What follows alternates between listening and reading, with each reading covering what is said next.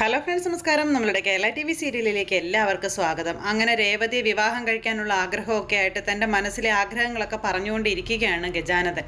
ഈ സമയത്ത് മണ്ഡപത്തിൽ വിഷമിച്ചിരിക്കുന്ന നമ്മുടെ രേവതിക്ക് അരികിലേക്ക് ദേവിക ചെന്നിട്ട് ചേച്ചിക്ക് കുടിക്കാൻ വെള്ളം വേണമെന്ന് ചോദിച്ചു. അപ്പോൾ വേണ്ടാന്ന് പറഞ്ഞു. അപ്പോഴും ടെൻഷൻ അടിച്ച് ഇങ്ങനെ എല്ലാവരെയും മാറി മാറി നോക്കിയിരിക്കട്ടെ പാവം. കാരണം അതിൻ്റെ തലയിലാണല്ലോ പഴിയൊക്കെ വന്നിരിക്കുന്നത്. ഈ സമയത്ത് നമ്മുടെ സുധിയാണെങ്കിൽ അവിടെ പോകാനായിട്ട് റെഡിയായി ഭയങ്കര പരക്കം പാച്ചിലും ഒരുക്കവും കാര്യങ്ങളൊക്കെയാണ്. അങ്ങനെ ഒരുങ്ങിക്കൊണ്ട് നിൽക്കുന്ന സുധിയെ തേടി ആ ഗുണ്ടകൾ അങ്ങോട്ടേക്ക് വരുന്നു.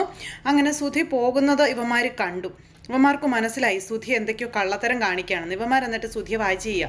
എന്നിട്ട് സുധിയാണെങ്കിൽ പതുക്കെ ആരും കാണാതെ ഏതോ ഒരു സ്ഥലത്തോടെ വന്ന് മണ്ഡപത്തിലിരിക്കുന്ന അവരെ എല്ലാവരെയും നോക്കിയിട്ട് തലയിൽ ഒരു തൊപ്പിയും വെച്ച് മുഖം മറച്ച് കെട്ടിക്കൊണ്ട് അവിടെ നിന്ന് പോകുന്ന ഒരു ടവൽ വെച്ച് മുഖമൊക്കെ മറച്ച്, കാരണം ആരും കണ്ടുപിടിക്കരുതല്ലോ അതിന് വേണ്ടിയിട്ട്. എന്നിട്ട് പുറകിൽ കോണിയൊക്കെ വെച്ചിട്ടുണ്ട്. ആ കോണിയുടെ അതിലെയൊക്കെ ഇറങ്ങി ആരും കാണാതെ ആശാൻ പുറത്ത് വന്നിട്ട് ആ തൊപ്പിയും വെച്ച് അങ്ങനെ സ്റ്റൈലായിട്ട് അതിലെ അങ്ങ് പോവുക. ഗുണ്ടകൾ ഇതൊക്കെ നോക്കിക്കൊണ്ട് അവിടെ നിൽക്കുക കേട്ടോ. ഈ സമയത്ത് അവിടെ എല്ലാവരും ആകെ ടെൻഷൻ അടിച്ച് നിൽക്കുക. അപ്പോൾ അച്ചമ്മ ചോദിച്ചു, ഈ മുണ്ട് മാറാൻ പോയ സുധി എന്താ ഇങ്ങനെ വൈകുന്നതെന്ന്.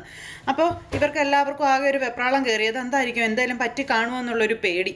അപ്പോൾ മോനെ രവി, നീ പോയി അവനെ വിളിക്കാൻ പറഞ്ഞു അച്ചമ്മ. അച്ഛൻ ഞാൻ പോകാമെന്ന് പറഞ്ഞുകൊണ്ട് നേരത്തേക്കും ശ്രീ അങ്ങോട്ടേക്ക് ഓടി. ഈ സമയം കൊണ്ട് സുധി പുറത്തെ ടൗണിലെത്തി.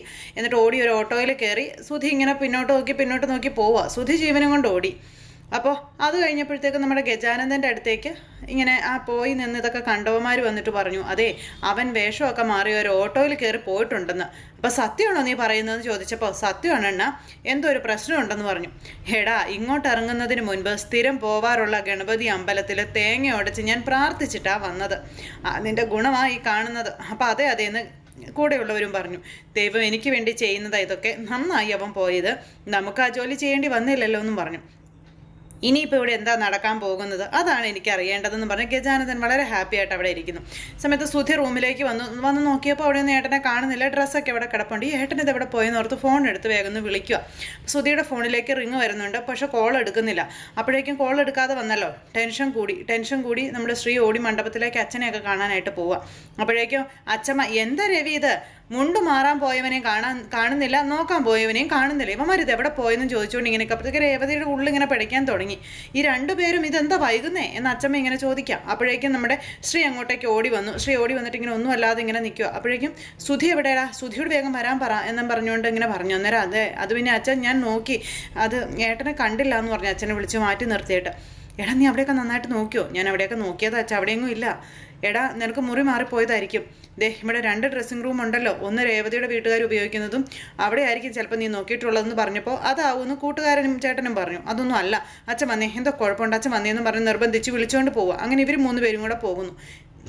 ഇതൊക്കെ കണ്ടു കഴിഞ്ഞപ്പോൾ ചന്ദ്ര, എന്താ ഭാമേ, എന്താ പ്രശ്നമുണ്ടല്ലോ, എന്തൊക്കെയോ കാര്യങ്ങൾ ഇവർ ഒളിക്കുന്നുണ്ടല്ലോ എന്നൊക്കെ അവിടെ നിന്ന് ഇങ്ങനെ പറയുമ്പോൾ, നീ ടെൻഷൻ അടിക്കാതെ ചന്ദ്രേ, എന്നെ ഒന്ന് നോക്കാമെന്നും പറഞ്ഞുകൊണ്ട് അവരിങ്ങനെ നിൽക്കുക. ഈ സമയത്ത് സുധി ഉണ്ടായിരുന്ന റൂമിലേക്ക് രവിയേട്ടനും കൂട്ടുകാരനും അതുപോലെ ശ്രീയും കൂടെ കയറി ചെന്നിട്ട് സുധിയെ ഇങ്ങനെ നീട്ടി വിളിക്കുവാണ് ഇവിടെ ഉണ്ടെന്നുള്ള പ്രതീക്ഷയിൽ. അപ്പോൾ ശ്രീ പറഞ്ഞു, അച്ഛാ ഞാൻ ഇവിടെയൊക്കെ നോക്കിയത് ഇവിടെയൊന്നും ഇല്ലയെന്ന്. എൻ്റെ പൊന്നെ, ഇതിന് എന്തെങ്കിലും ചതിയോ വല്ലതും ആയിരിക്കോ? ഇപ്പോഴത്തെ കാലത്തൊന്നും വിശ്വസിക്കാൻ പറ്റില്ല.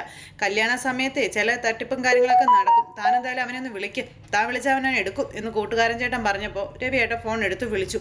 ആ സമയത്ത് നോക്കിയപ്പോൾ എന്താ കോള് കിട്ടണില്ല. പെട്ടെന്ന് ശ്രീ പറഞ്ഞു, അച്ഛാ അതെ ഏട്ടൻ ഇട്ടിരുന്ന ഷർട്ട് മുണ്ടുമാണ് ഈ കിടക്കുന്നത്. മുണ്ടിൽ മാത്രമല്ലേ കറ പറ്റിയിട്ടുണ്ടായിരുന്നുള്ളൂ, ഷർട്ട് എന്തിനാ ഏട്ടൻ ഊരിയതെന്നൊക്കെ ഇങ്ങനെ ചോദിക്കാം. മോനെ, ഇത് നമ്മളല്ലാതെ വേറെ ആരും അറിയരുത്, നമ്മൾ വിചാരിക്കുന്നത് പോലെയൊന്നും ആയിരിക്കില്ല എന്ന് പറഞ്ഞു. അപ്പോൾ അവൻ നമ്മളെ ചതിച്ചു, അവൻ ആ പൈസയ്ക്ക് വേണ്ടിയിട്ടായിരുന്നു എന്നൊക്കെ ഇങ്ങനെ രവിയേട്ടൻ അവിടെ നിന്ന് തകർന്ന് മനസ്സോടുകൂടി പറയുമ്പോൾ, നീ അങ്ങനെയൊന്നും ചിന്തിക്കല്ലേ, നീ അങ്ങനെയൊക്കെ ചിന്തിക്കാൻ വരട്ടെ, എന്താ സംഭവിച്ചത് എന്ന് നമുക്കറിയണ്ടേ, സുധി എവിടെ പോയി നമുക്കറിയണ്ടേ എന്ന് ചോദിച്ചു. അപ്പം ഞാൻ അവരോട് ഇനി എന്തു പറയും എന്ന് ചോദിക്കുകയാണ് രവിയേട്ടൻ. ഞാനായിട്ട് മുൻകൈ എടുത്ത് നടത്തുന്ന കല്യാണമാണ്, അച്ഛൻ മരിച്ചതുകൊണ്ട് അവർക്ക് പോലും താല്പര്യം ഉണ്ടായിരുന്നില്ല എന്നൊക്കെ പറഞ്ഞു. ചിലപ്പോൾ ഒരു കാര്യം ചെയ്യുക, ചന്ദ്രമതിയെ വിളിച്ച് നീ സംസാരിക്കുക, ചന്ദ്രമതി ഇങ്ങ് വിളിക്കുക, സുധി എങ്ങോട്ടാണ് പോയിരിക്കുന്നതെന്ന് ചന്ദ്രമതിക്ക് അറിയാമെങ്കിലോ, നീ ഒന്ന് വിളിക്കാൻ പറഞ്ഞു. അപ്പോൾ അത് പിന്നെ അതിന് സാധ്യതയുണ്ടെന്ന് പറഞ്ഞു. ഇവർ വേഗം ചന്ദ്രമതിയെ വിളിക്കാം. അപ്പോൾ മകനാണ് അമ്മയെ വിളിക്കുന്നത്. അമ്മേ വേഗം ഇവിടം വരെ വരണമെന്ന് പറഞ്ഞു. എന്താ പ്രശ്നം എന്ന് ചോദിച്ചപ്പോൾ, ആരോടും പറയണ്ട, ആരും അറിയരുത്, അമ്മ ഇങ്ങ് വരണമെന്നും പറഞ്ഞ് ശ്രീ വിളിക്കുക. അപ്പോൾ നമ്മുടെ ചന്ദ്ര ഇവരുടെ അടുത്തേക്ക് വരുന്നു. അപ്പോൾ ഞാനിപ്പോൾ വരാമെന്ന് പറഞ്ഞു. അപ്പോൾ ഭാമ കൂടെ ചെന്നു എന്താ എവിടെ പോവാണെന്ന് ചോദിച്ചു. അതെ ശ്രീ എന്നെ വിളിച്ചു, അങ്ങോട്ട് അത്യാവശ്യമായിട്ട് ചെല്ലാൻ പറഞ്ഞെന്ന് ഭാമയോട് പറയുമ്പോൾ എന്തിനാണെന്ന് ചോദിച്ചു. അതെനിക്ക് അറിയില്ല, അവൻ എന്തിനാണെന്നൊന്നും പറഞ്ഞില്ലെന്നും പറയാം. ഇനി സുധിയുടെ മനസ്സെങ്ങാനും മാറി കാണുമോ ഭാമയെന്ന് ചോദിച്ചു. അവൻ ഈ കാര്യം അങ്ങനെ വേണ്ടെന്ന് വെച്ച് കാണുമെന്നൊക്കെ ചന്ദ്രമതി ചോദിക്കുമ്പോഴേക്കും രേവതി ഇങ്ങനെ നിസ്സഹായതയോടുകൂടി നമ്മുടെ അച്ഛമ്മയെ നോക്കും. അച്ഛമ്മ അതിനേക്കാളും വലിയ വിഷമത്തിൽ ഇങ്ങനെ നോക്കി നിൽക്കുന്നു. അപ്പോൾ എന്തായാലും നമുക്ക് പോയി നോക്കാം, നീ വരാൻ പറഞ്ഞ് ചന്ദ്രയും ഭാമയും കൂടെ പോവുക. അപ്പം നീ എവിടെ പോവാണെന്ന് ചന്ദ്രയോട് ചോദിച്ചപ്പോൾ അതെ ഞാൻ ആ മാല എടുക്കാൻ പറഞ്ഞു, അതെൻ്റെ ബാഗിലായിരിക്കുന്നത്, ഞാൻ എടുത്തുകൊണ്ട് വരാമെന്നും പറഞ്ഞ് ചന്ദ്ര അവിടെ നിന്ന് പോവാം, പെട്ടെന്ന് വരാട്ടോ എന്നും പറഞ്ഞു. അങ്ങനെ അവരങ്ങ് പോയി. അവർ പോയി കഴിഞ്ഞപ്പോഴും ഇവരെല്ലാവരും ടെൻഷൻ അടിച്ച് അങ്ങനെ ഇരിക്കുക. ഈ സമയത്ത് അമ്മയോട് മാത്രം വരാനല്ലേ ഞാൻ പറഞ്ഞത്, ശ്രീ എന്തിനാ അമ്മ എന്തിനാ ആൻറ്റിയെ വിളിച്ചുകൊണ്ട് വന്നതെന്ന് ശ്രീ ചോദിച്ചപ്പോൾ അതിന് ഭാമയല്ലേടാ, അതിനിപ്പോൾ എന്താ കുഴപ്പം, വേണ്ട വേണ്ട ചന്ദ്ര, ഞാൻ മണ്ഡപത്തിൽ കാണും, നിങ്ങൾ സംസാരിക്കാൻ പറഞ്ഞിട്ട് നമ്മുടെ ഭാമ അങ്ങ് പോയി. ഭാമ അങ്ങ് പോയി കഴിഞ്ഞപ്പോൾ എന്താ പ്രശ്നമെന്ന് ചോദിച്ചുകൊണ്ട് ചന്ദ്ര ഇങ്ങനെ ചോദിച്ചുകൊണ്ടിരിക്കാം. ആ സമയത്ത് ആകെ വെപ്രാളം കയറി നമ്മുടെ രേവതി ഇങ്ങനെ നാല് പാട് നോക്കുവാട്ടെ, എന്ത് ചെയ്യണം എന്നറിയാത്തൊരവസ്ഥയിൽ പാവം. അങ്ങനെ ആ ഒരു സമയത്ത് ഇവരെല്ലാവരും കൂടെ കൂടി നിൽക്കുന്നിടത്തേക്ക്, അതായത് രവിയേട്ടനും കൂട്ടുകാരനൊക്കെ കൂടി നിൽക്കുന്നിടത്തേക്ക് നമ്മുടെ ചന്ദ്ര ചെന്നു. അവനെന്ത് ചെയ്യും, സുധി എന്തിയെന്ന് ചോദിച്ചു. അപ്പോൾ അത് തന്നെ എനിക്കും ചോദിക്കാനുള്ളത്, നീ എവിടേക്ക് അവനെ മാറ്റിയെന്ന് ചോദിച്ചു. തുടക്കം മുതലേ നീ കല്യാണത്തിന് എതിർപ്പായിരുന്നു, അവനീ ബുദ്ധി പറഞ്ഞു കൊടുത്തത് നീയല്ലേ, അവനെ എവിടേക്കാണ് മാറ്റിയെന്ന് ചോദിച്ചു. അപ്പം നിങ്ങൾ എന്തൊക്കെയാ പറഞ്ഞുകൊണ്ട് വരുന്നത്, ഞാൻ എന്ത് ചെയ്തു എന്നാണെന്ന് ചോദിക്കുകയാണ് ചന്ദ്ര. കുറ്റപ്പം മൊത്തം എൻ്റെ ആണല്ലേ എന്ന് ചോദിച്ചു. എനിക്ക് ഈ ബന്ധം ഇഷ്ടമല്ലായിരുന്നു എന്നുള്ളത് നേര് തന്നെയാണ്, ഞാൻ എതിർക്കാതിരുന്നതേ ഭാമ എന്നെ ഉപദേശിച്ചത് കൊണ്ട് മാത്രമാണെന്നും പറഞ്ഞു. ഇവിടെ വന്നപ്പോൾ അവളുടെ കടങ്ങളെപ്പറ്റി അറിഞ്ഞു കഴിഞ്ഞപ്പോൾ ഞാൻ അവനോട് പറഞ്ഞതാ ഈ വിവാഹത്തിന് നിൽക്കണ്ടെന്ന്. പക്ഷെ അവൻ ഈ വിവാഹം വേണം എന്ന് തന്നെയാണ് പറഞ്ഞത്. നിർബന്ധിച്ച് അവനോട് പറഞ്ഞിരുന്നെങ്കിൽ അവനതനുസരിച്ചേനെ. കാരണം അവൻ എൻ്റെ മോനാണെന്നൊക്കെ പറഞ്ഞു ചന്ദ്ര. ഞാൻ വളർത്തി വലുതാക്കിയ, ഞാൻ പറഞ്ഞാൽ കേൾക്കുന്ന എൻ്റെ മകൻ, എന്നിട്ട് ഞാൻ അവനെ മാറ്റുന്നെങ്കിലേ പറഞ്ഞിട്ട് നല്ല അന്തസ്സായിട്ട് മാറ്റും. ചന്ദ്രമതിക്ക് ഒരുത്തനെയും പേടിയില്ല, അറിയാവല്ലോ എന്നൊക്കെ പറഞ്ഞ് ചന്ദ്ര അവിടെ നിന്ന് ഇങ്ങനെ ഭയങ്കര ഒച്ചയെടുക്കുക. അപ്പം നീയല്ലേ അവനെ വളർത്തി വലുതാക്കിയത്, അവൻ എവിടെ, അവനിപ്പോൾ ഇവിടെ ഇല്ലയെന്ന് പറഞ്ഞു. അമ്മേ ഏട്ടൻ ഡ്രസ്സ് മാറിയിട്ടുണ്ട്, പകരം എന്താ ഇട്ടിരിക്കുന്നതെന്ന് അറിയില്ല, എങ്ങോട്ടാ പോയിരിക്കുന്നതെന്ന് അറിയില്ല, ഞാൻ എല്ലായിടത്തും നോക്കിയത്, എവിടെ ഏട്ടനില്ല എന്ന് മകൻ പറഞ്ഞു. എങ്കിലേ അവൻ പോയത് തന്നെയാ, സ്വന്തം ഇഷ്ടപ്രകാരം അവൻ ഇവിടെ നിന്ന് പോയി. അതിൻ്റെ കാരണം എന്താണെന്നറിയോ, നിങ്ങളാ കാരണക്കാരനും നിങ്ങൾ തന്നെയാണ്, നിങ്ങളതെല്ലാം ഒപ്പിച്ചു വെച്ചതെന്ന് പറഞ്ഞ് ചന്ദ്ര ഇങ്ങനെ പറഞ്ഞു. നിങ്ങൾക്ക് ഒരിക്കലും നിങ്ങളുടെ മകനോടുള്ള ഒരു സ്നേഹമില്ലായിരുന്നു, ആ അലവലാതി പെണ്ണിനെ വീട്ടിൽ കയറ്റണം എന്നുള്ള ചിന്ത മാത്രമേ ഉണ്ടായിരുന്നുള്ളൂ എന്നും പറഞ്ഞ് ചന്ദ്ര ഇങ്ങനെ പറയുക. ഇവിടെ ഇപ്പോൾ ഇതിനൊക്കെ കാരണം നിങ്ങളാണെന്ന് പറഞ്ഞു. ലക്ഷങ്ങളുടെ കടമാണ് സുധിയുടെ തലയിൽ വരുമെന്ന് സുധിക്ക് പേടിയിട്ടുണ്ടാവും, അതുകൊണ്ട് അവൻ മുങ്ങിയതായിരിക്കും. അത് താങ്ങാൻ പറ്റാതെ എൻ്റെ കുഞ്ഞു മനസ്സ് നൊന്ത് പോയതാ, നിങ്ങൾ വേണം മറുപടി പറയാൻ, കുറ്റം നിങ്ങളുടേത് മാത്രമാണെന്നൊക്കെ പറഞ്ഞുകൊണ്ട് വീണ്ടും വീണ്ടും പറയുന്നു. അപ്പോൾ ഞാനിനി എന്താ ചെയ്യേണ്ടതെന്ന് ചോദിച്ചിങ്ങനെ നിൽക്കുമ്പോൾ അച്ഛമ്മ അങ്ങോട്ടേക്ക് വന്നു. അച്ഛമ്മ ചോദിച്ചു, എന്താ എല്ലാവരും കൂടെ ഇവിടെ വന്ന് നിൽക്കുന്നേ, സുധി എവിടെയെന്ന് ചോദിച്ചു. സുധി ഇവിടെ ഇല്ലമ്മേ, സുധി പോയെന്ന് പറഞ്ഞു. പോവേ, എങ്ങോട്ട് പോയെന്ന്, എന്താ ചന്ദ്രൻ ഞാൻ ഈ കേൾക്കുന്നതെന്ന് ചോദിച്ചു. സുധി എങ്ങോട്ട് പോയെന്ന് നീ പറയുന്നേ, അപ്പം ചോദിക്കും നിങ്ങളുടെ മകനോട്, ഒരിക്കലും ചേർക്കാൻ പാടില്ലാത്തത് ചേർക്കാൻ നോക്കിയാലേ ഇങ്ങനെ ഇരിക്കുമെന്ന് ചന്ദ്ര ഇങ്ങനെ പറയണം. അപ്പം അതൊക്കെ കേട്ട് അമ്മയും വിഷമിച്ച് ഇങ്ങനെ നിൽക്കുവാണേ. ഞാൻ അഹങ്കാരിയാണല്ലോ, വിവരമില്ലാത്തവള്, വിവരമുള്ള എല്ലാവരും കൂടെ ചേർന്ന് ഉണ്ടാക്കി വെച്ചതല്ലേ ഈ കല്യാണം, നടത്താൻ പറഞ്ഞു, എൻ്റെ കൊച്ചിനെയും കൊണ്ട് തരാനും പറഞ്ഞു. ഇനി അവരൊക്കെ കൂടി എങ്ങനെയാണെന്ന് വെച്ചാൽ നടത്തുന്നത് എനിക്കൊന്ന് കാണണമെന്നൊക്കെ പറഞ്ഞപ്പോൾ ഞാൻ എന്തൊക്കെയാണ് കേൾക്കുന്നതെന്ന് ചോദിച്ചാൽ അച്ഛമ്മ ദേഷ്യപ്പെട്ടു, സങ്കടപ്പെട്ടു. ഇനി രേവതിയോടും രേവതിയുടെ വീട്ടുകാരോടും നമ്മൾ എന്ത് പറയുമെന്ന് ചോദിച്ചു. അങ്ങനെ ഇവരാകെ തകർന്ന് നിൽക്കുക കേട്ടോ. എങ്ങോട്ടാണ് അവൻ പോയത്, അവൻ എന്തിനാ പോയത് എന്നൊക്കെ ചോദിച്ചു. അമ്മ ഇങ്ങനെ രവിയോട് ചോദിക്കുമ്പോൾ എനിക്കൊന്നും അറിയില്ല എന്ന് രവി പറയുകയും ചെയ്തേ. ആ സമയത്ത് നമ്മുടെ ശ്രീ അതിലെയൊക്കെ തേടി നടക്കുക. അങ്ങനെ നോക്കുമ്പോൾ ഒരു കത്ത് കണ്ടു.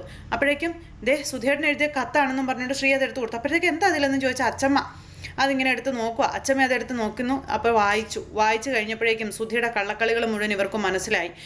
ഈ കല്യാണം ഇഷ്ടമല്ലാത്തത് കൊണ്ടല്ല അവനിവിടെ നിന്ന് പോയത്, വായിച്ച് നോക്കെന്നും പറഞ്ഞ് അച്ഛമ്മ എടുത്ത് കയ്യിലേക്ക് കൊടുത്തു, അതായത് ചന്ദ്രമതിയുടെ കയ്യിലേക്ക്. മകനെക്കുറിച്ച് വലിയ പുകഴ്ത്തിപ്പാടി അമ്മയാണല്ലോ. ഞാൻ പോകുന്നു, എല്ലാവരും എന്നോട് ക്ഷമിക്കണം, എനിക്ക് മറ്റൊരു പെൺകുട്ടിയുമായി അടുപ്പം ഉണ്ടായിരുന്നു എന്നും പറഞ്ഞുകൊണ്ട് ശ്രീ ഇങ്ങനെ എഴുതി. ഇത് കേട്ടപ്പോൾ രവേണ്ണൊക്കെ തകർന്നു പോയിട്ടോ, അവൻ ഇത്രയും വലിയ ചതി ചെയ്തല്ലോ, അവളെ എനിക്ക് ഉപേക്ഷിക്കാൻ പറ്റില്ലെന്നും അവൾ മതി എനിക്ക് സോറി എന്നാണ് അതിനകത്ത് എഴുതി വെച്ചിരുന്നത്. ചന്ദ്രയുടെ അഹങ്കാരം അവിടെ മൂക്ക് കുത്തി വീണു. കാരണം ചന്ദ്ര പോലും അറിയാതെ ചന്ദ്രക്കിട്ട് മുട്ടം പണി കൊടുത്തിട്ടാണ് സുധി പോയത്. അച്ഛൻ ഇഷ്ടപ്പെട്ട ആ പെൺകുട്ടിയെ ഞാൻ കല്യാണം കഴിക്കാം, അച്ഛൻ പെൻഷനാകുമ്പോൾ കിട്ടുന്ന 50 ലക്ഷം രൂപ എനിക്ക് തരണമെന്ന് അന്ന് പറഞ്ഞ കാര്യങ്ങൾ ഇന്ന് ഇവിടെ ഇരുന്ന് ആലോചിക്കുക നമ്മുടെ രവിയേട്ടൻ. നീ വളർത്തി വലിയതാക്കിയവനല്ലേ അടി അവൻ, ഇതാണോ നീ അവനെ പഠിപ്പിച്ചത് എന്ന് ചന്ദ്രയോട് അച്ഛമ്മ ചോദിച്ചു. അച്ഛമ്മ ചോദിച്ചതിന് വല്ലതും പറയാനുണ്ടോ?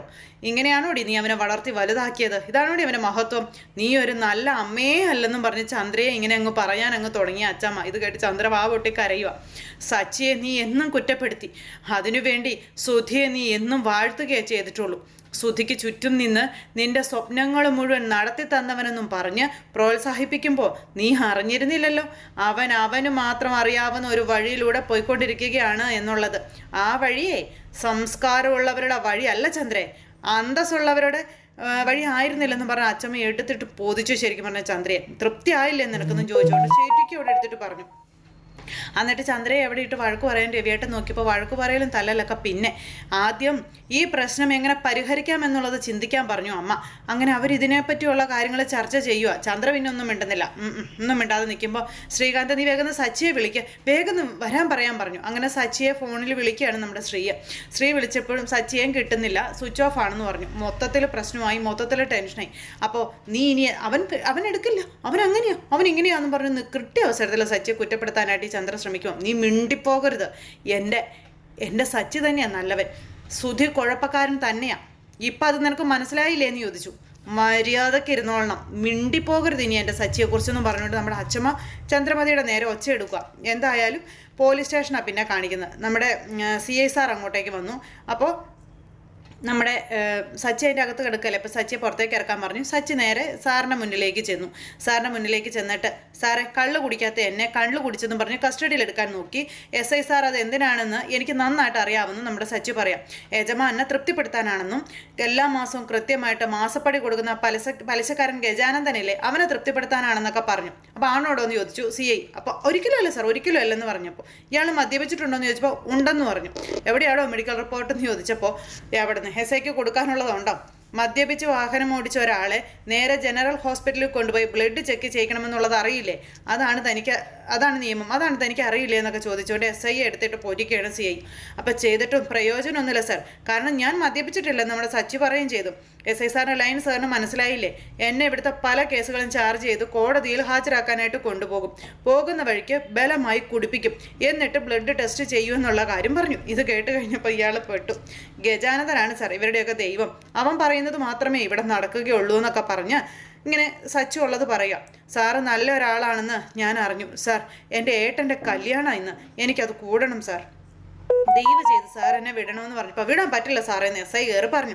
പോലീസുകാരെ കയ്യേറ്റം ചെയ്ത കേസിലെ പ്രതിയാണ് ഇവനെന്ന് ഇങ്ങനെ പറയുമ്പോൾ സച്ചി ഇങ്ങനെ അമ്പരപ്പോട് കൂടി നിൽക്കും. ഇനിയിപ്പോൾ തന്നെ വിടുവോ വിടാതിരിക്കുമോ എന്നൊക്കെയുള്ളൊരു ടെൻഷനില്ല. പക്ഷേ ആ SIയുടെ കള്ളക്കളികൾ മുഴുവൻ CIക്ക് അറിയാവുന്നതുകൊണ്ട് നമ്മുടെ സച്ചിയെ വിടും, അത് 100% ഉറപ്പാണ്. സച്ചി ചെന്നില്ലെങ്കിൽ ഈ കല്യാണം നടക്കില്ലല്ലോ, കല്യാണത്തിற்கு നമ്മുടെ സച്ചിയല്ലേ. അപ്പോൾ അങ്ങനെയൊക്കെയുള്ളൊരു സൂപ്പർ ഹിറ്റ് വിശേഷമൊക്കെ ആയിട്ട് ഇന്നത്തെ നമ്മുടെ കഥ വന്നിട്ടുണ്ട്. അപ്പോൾ എല്ലാവരും കാത്തിരുന്ന് കാണുക. എല്ലാവർക്കും നല്ലൊരു ദിവസം ആശംസിക്കുകയാണ്. എല്ലാവരുടെ സപ്പോർട്ടിനും സ്നേഹത്തിനും ഒത്തിരി നന്ദി അറിയിക്കുന്നു. സൂപ്പർ ഹിറ്റ് കഥയുമായി കാണുന്നത് വരെ എല്ലാവർക്കും നന്ദി. See again, take care, bye by.